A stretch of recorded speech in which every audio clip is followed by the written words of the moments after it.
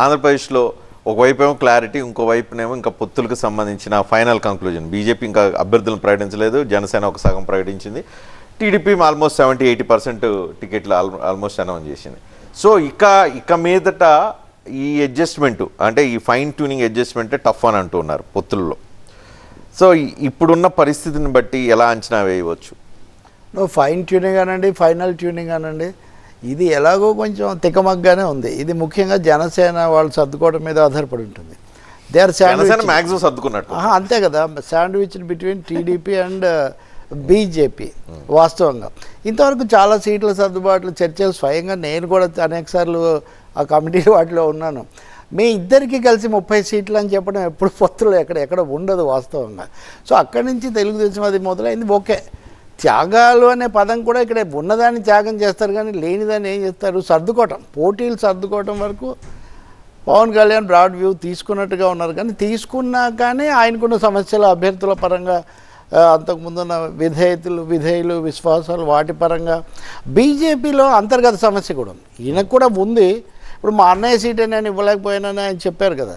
వీటన్నింటిని పాజిటివ్గా చూడండి, నెగిటివ్గా చూడండి, విమర్శనాత్మకంగా చూడండి, సానుభూతితో చూడండి, సమస్యలు అయితే ఉన్నాయనేది చాలా స్పష్టంగా కనిపిస్తుంది.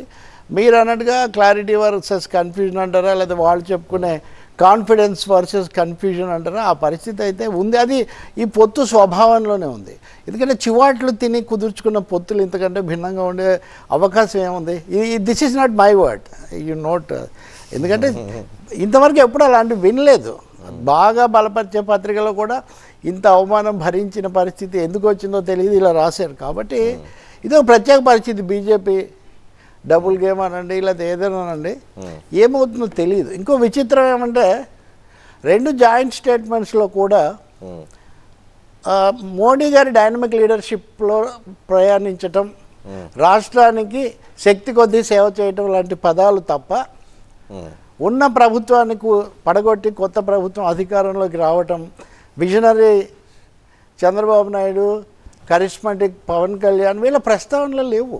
ఇది కూడా ఏంటంటే ఒక విధంగా కొంచెం అన్ఈక్వల్ అలయన్స్ లాగా, లేకపోతే ఒక ఇన్ఎవిటబుల్ అనివార్యమైన పొత్తులాగా ఇది కనిపిస్తుంది. కాబట్టి ఈ పొత్తులో కనబడని విపత్తులు, రాష్ట్రానికి విపత్తులు పక్కన పెట్టండి, వాళ్ళ విపత్తులు చాలానే ఉన్నట్టు తెలుస్తుంది, కనిపిస్తుంది మనకు. రైట్.